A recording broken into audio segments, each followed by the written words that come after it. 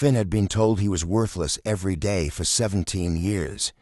His mother, not his real mother, but the woman who had taken him in as an orphaned infant, had never said it directly, but her silences spoke louder than any words. The other children in the village had said it directly, throwing stones and calling him stick boy and runt and the thing that should have drowned. The warriors had said it with their eyes, looking through him as if he were made of smoke. And now, standing in the long line of young men waiting to sign up for the trials of the wolf, he heard it again, this time from a man twice his size, with arms like oak branches and a beard that reached his belt. "You are in the wrong line, boy," Bjorn the Mountain said, looking down at Finn with an expression of pure contempt. "The trials are for warriors, not for children who still wet their beds." Finn did not flinch. He had been flinching for 17 years, and he was tired of it. "I am 17, he said, his voice steady despite the tremor in his hands. "Old enough. I have as much right to be here as you." Bjorn laughed, a loud, booming sound that drew the attention of everyone in the line. "You have as much right as me. I have killed 12 men. I have raided 3 foreign shores. I have lifted the Bloodstone at the Winter Festival 2 years in a row. What have you done, stick boy? What have you ever done except take up space that could be used by someone useful?" Finn met his eyes.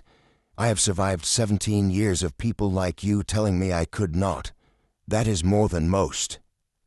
Bjorn's laugh cut off. His eyes narrowed and his hand went to the axe at his belt. For a moment Finn thought the man would strike him down right there, in front of everyone, and no one would say a word. But then a voice spoke from the high seat at the head of the courtyard, a voice cold as winter iron, calm as a frozen lake. "Let him sign." Every head turned. Jarl Torben the Unbreakable sat on his throne, his grey eyes fixed on the scene below. He was not a young man. His hair was streaked with silver and his face was carved with the scars of decades of battle, but his shoulders were still broad, and his presence still filled the courtyard like a storm cloud. He had survived the trials himself 30 years ago, when he was 16 and smaller than anyone else in his cohort. He had been the youngest, the smallest, the weakest, and he had won. "Jarl Torben," Bjorn said, his voice suddenly less confident.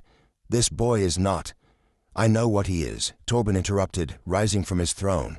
He walked down the steps of the dais, his boots thudding on the stone, his fur cloak dragging behind him. He stopped in front of Finn, close enough that the boy could smell the leather and pine and old iron that clung to him. "What is your name?" "Finn." The boy said, "No family name, no clan, just Finn." Torben studied him for a long moment, those grey eyes moving over Finn's thin arms, his narrow chest, his too small frame. "Do you know that 60% of those who enter the trials do not survive?" he asked. "They die in the first test, broken by the weight of the logs. They die in the second, unable to solve the riddles. They die in the third, torn apart by the wolves. And you are smaller than any who have ever tried, weaker than any who have ever tried. You may die, Finn, without a clan." Finn lifted his chin. "Then I will die trying. That is more than most people dare to do." Torben's expression did not change, but something flickered in his grey eyes, something that looked almost like recognition. "Let him sign," he said again, turning away. "And let us see if he survives." The first trial was called the Trial of Strength. 50 young men stood at the edge of the training yard facing 50 logs of oak, each one weighing as much as a full-grown man. The rules were simple. Carry the log 1 full lap around the yard. Drop it and you are disqualified.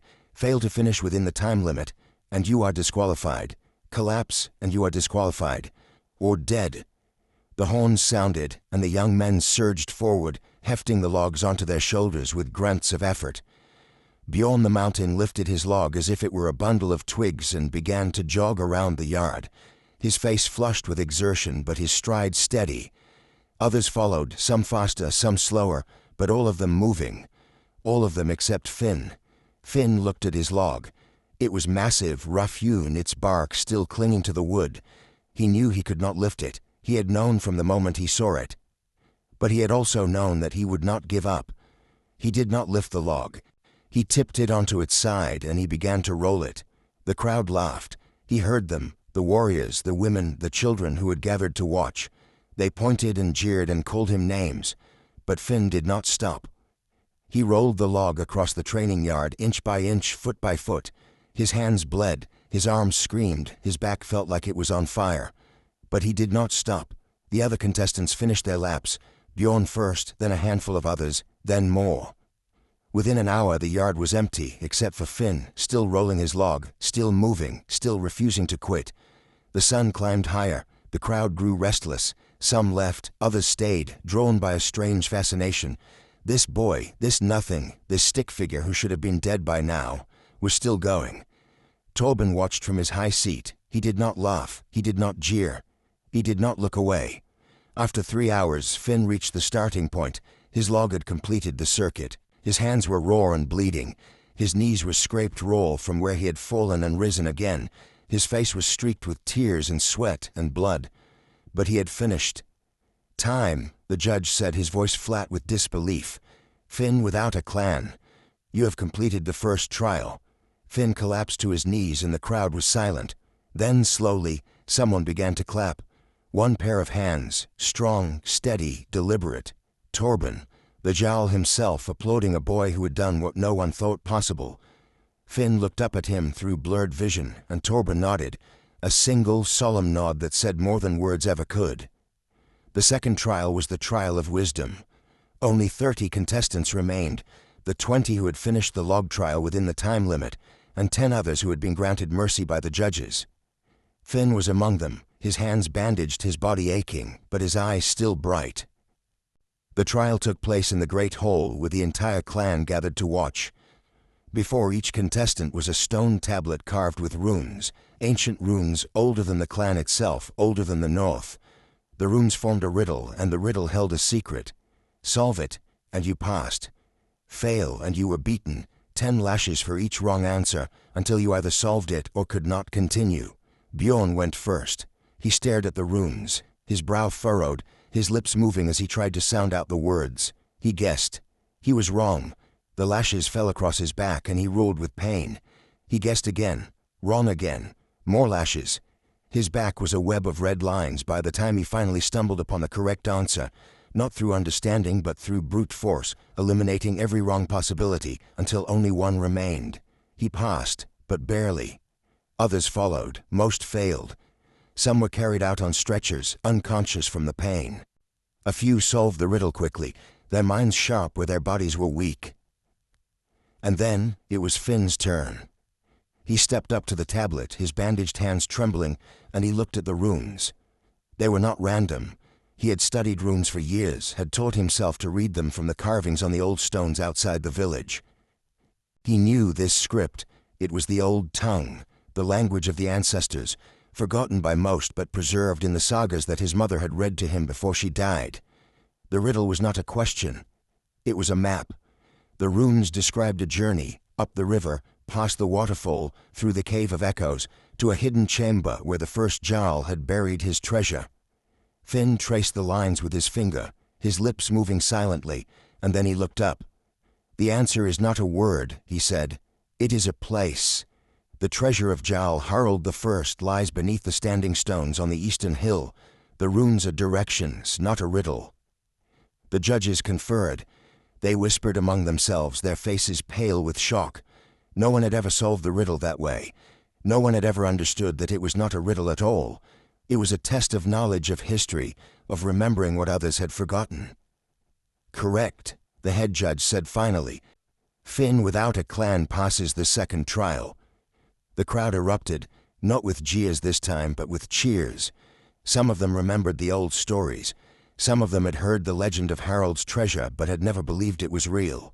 But Finn had proven that the past was not dead, that knowledge was power, that a boy with a sharp mind could do what a warrior with a sharp axe could not.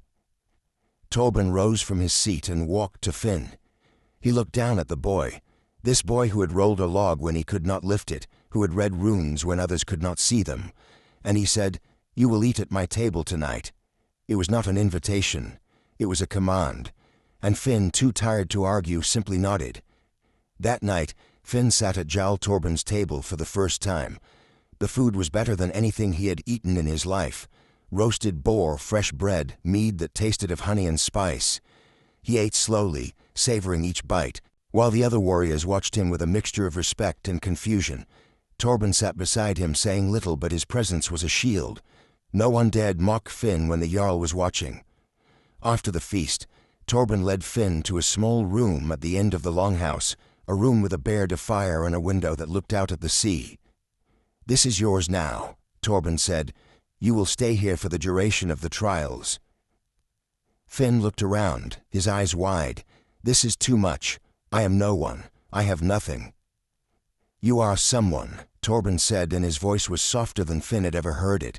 "You are the boy who survived the first trial when others fell. You are the boy who solved the riddle when warriors could not. You are the boy who reminded me that strength comes in many forms." He paused, his grey eyes meeting Finn's. "I was like you once. Small, weak, overlooked. Everyone thought I would die in the trials, but I survived. And I have spent 30 years wondering why. Perhaps it was so I could be here to see you do the same." Finn's throat tightened. He did not know what to say. No one had ever spoken to him like this.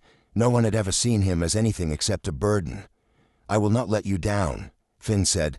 "I know," Torben replied, and then he left, closing the door softly behind him. Finn slept better that night than he had in years. The third trial was the trial of courage. Only 10 contestants remained. They were led to the mouth of a cave, the wolf's den, a dark hole in the mountainside that smelled of blood and fur and ancient fear.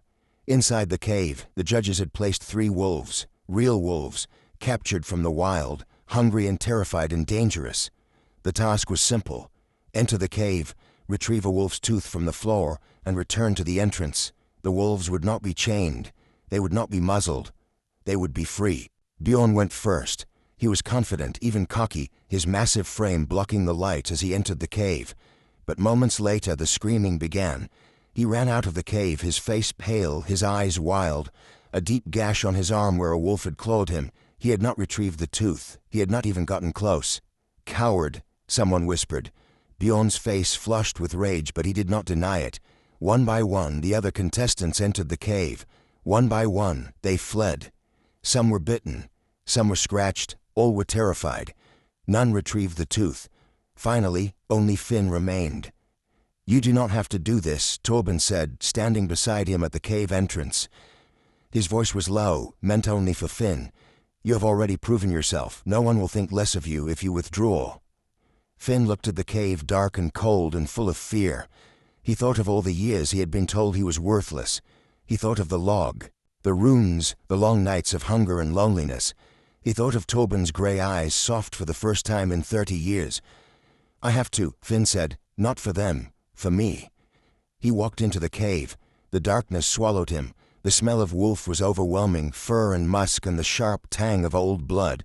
He heard them before he saw them. Low growls, the scrape of claws on stone, the rasp of breath. His heart pounded. His hands shook. His legs threatened to give way. But he kept walking. He remembered what his mother had told him before she died about the wolves of the north. They were not mindless killers, she had said. They were like people, afraid, hungry, desperate. They attacked when they felt threatened. They backed down when they saw no threat. Finn stopped walking. He sat down on the cold stone floor, cross-legged, and he began to sing. It was an old song, a lullaby, the one his mother had sung to him when he was small and scared and alone. His voice was soft, barely above a whisper, but it echoed through the cave like a prayer. The growling stopped. He heard movement, soft, cautious, and then he saw them. 3 wolves, their eyes gleaming in the darkness, their bodies low to the ground. They were beautiful, terrifying, magnificent, and they were watching him. Finn did not run, he did not scream, he kept singing. The largest wolf stepped closer. Finn could see its ribs, its gaunt face, its yellow teeth. It sniffed the air, then took another step. Finn held out his hand, palm up, empty. The wolf sniffed his fingers. Its nose was cold, wet, its breath was warm. Then, slowly, it lowered its head and lay down at Finn's feet. The other wolves followed. Finn reached down and picked up a wolf's tooth already shed, lying on the stone floor. He stood slowly, careful not to startle them, and he walked back toward the entrance. The wolves did not follow. They watched him go, their eyes glowing in the darkness, and Finn knew, that he had not conquered them. He had earned their respect. He stepped out of the cave into the blinding sunlight. The crowd was silent. Torben stood at the front, his face pale, his hands clenched at his sides. And then Finn held up the tooth, small, white, glistening in the light, and the crowd erupted, not with jeers, not with disbelief, with cheers, with joy, with the roar of a clan that had just witnessed something impossible. Finn walked to Torben, his legs shaking, his heart pounding. "I did it," he said. Torben looked at him, really looked as if seeing him for the first time. And then, in front of everyone, the Jarl of the northern clans, the unbreakable, the man who had never shown weakness in 30 years, pulled Finn into his arms and held him. "You did," Torben whispered into Finn's hair. "You did, and I have never been so proud of anyone in my life." Finn clung to him, tears streaming down his face. He had survived. He had won, and he was not alone anymore. That night there was a feast. The whole clan celebrated Finn's victory. The boy who had rolled a log solved a riddle and sung to wolves. Bjorn the Mountain had been disqualified for cowardice and sent away in disgrace. The other contestants who had fled were given a chance to try again next year, but Finn was honored. He was given a warrior's cloak, a sword of his own, and a place at Torben's right hand. After the feast, when the hall had emptied and the fires burned low, Torben found Finn sitting alone in the room he had been given. The boy was staring at the sword in his lap, his fingers tracing the runes on the blade. "You should be celebrating," Torben said, leaning against the doorframe. "You have earned it." Finn looked up and Torben's breath caught. In the firelight, the boy's eyes were golden, warm, full of a light that Torben had not seen in anyone for a very long time. "I have been celebrating," Finn said, "but I keep thinking about the cave, about the wolves." Torben crossed the room and sat on the edge of the bed close to Finn. "What about them?" "They were afraid," Finn said, "just like me. They attacked because they thought they had to. But when I sang, they stopped. They saw that I was not a threat, and they chose not to hurt me."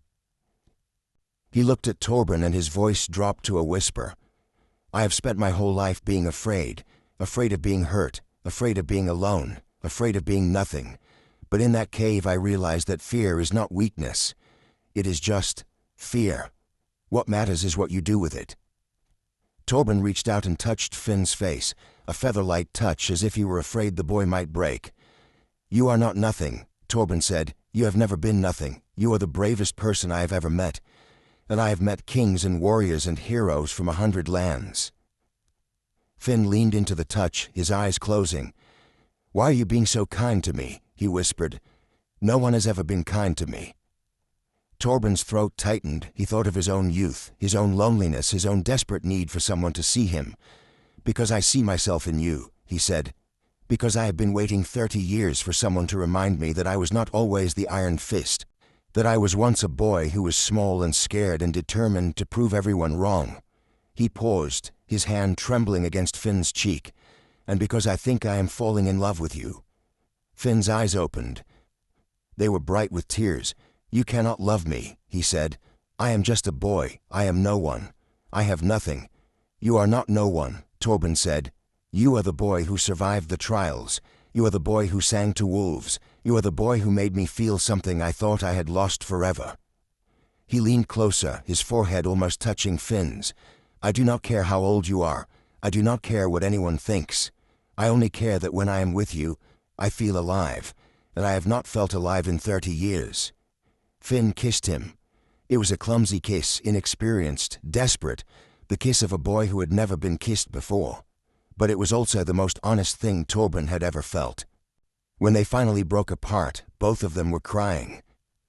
"I do not know what this is," Finn said.